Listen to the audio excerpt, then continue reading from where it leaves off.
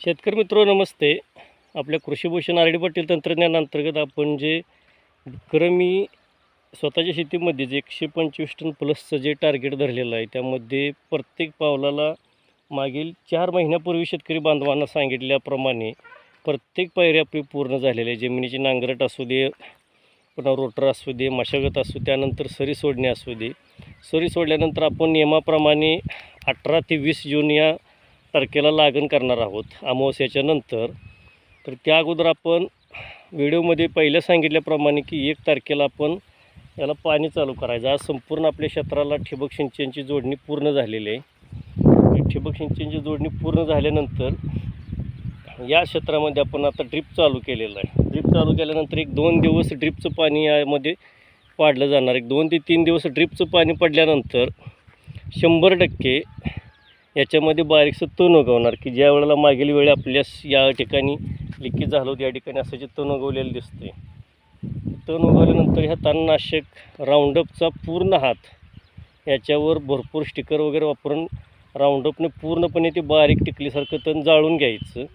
सर्वसाधारण आज 1 जून आहे, म्हणजे 3 दिवस पाणी सोडल्यानंतर 10 ते 11 जूनच्या दरम्यान पूर्णपणे तण आपल्याला उगवलेलं दिसेल. त्यानंतर 12 ते 13 जूनच्या दरम्यान आपण तणनाशकाची फवारणी घ्यायची. त्यानंतर बरोबर 4 ते 5 दिवसामध्ये पूर्णपणे तणनाशक ते तणांचा नायनाट केला जातो. त्यानंतर ज्या वेळेला आपण लागण करणार आहोत, त्यावेळेला लागण बरोबर या ठिकाणी आपण 2 फुटावर 1 डोळा 5.5 बाय 2 या अंतरावर आपण एकदम करेक्ट नियोजनाची लागण करणार आहोत. तरी जे शेतकरी विक्रमाच्या तयारीनं एकरी 100 टन प्लसच्या ह्याच्यात आपल्या उतरलेले आहे, त्या प्रत्येकाने ट्रेनिंग स्वरूपातच हा आपला प्रत्येक व्हिडिओ येत असतो. याचं कारण का की जो आपण प्रत्यक्ष हे करत असतो त्या पद्धतीनंच प्रत्येक शेतकरी बांधवांना आपापल्या शेतीमध्ये करायचे व विक्रमाच्या तयारीला उतरायचे. निसर्ग हा शक्यतो कोणासाठीही थांबत नाही. आज आता इतका सर्व त्रास आहे, पण तरी पण त्या त्रासातून व्याप म्हणजे का, तर आता एवढा कडक उन्हाळा असूनसुद्धा ही चिबड दलदलीची जमीन आपली आहे असं मी सांगत असतो वारंवार. याचं पत्यंतर आपणास पाहावयास भेटेल की या ठिकाणी आपलं जे चरे आहे, या चरेमध्ये आत्तासुद्धा पाणी आलेलं आहे.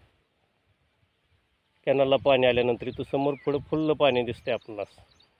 त्यासाठी तर आपण ही चरी मारून घेतलेली आहे की जेणेकरून आपसा कंडिशन आपल्या शेतीमध्ये कायमस्वरूपी यावी म्हणून. तर सर्व शेतकरी बांधवांनी आपल्या नियोजनाला लागावे. धन्यवाद.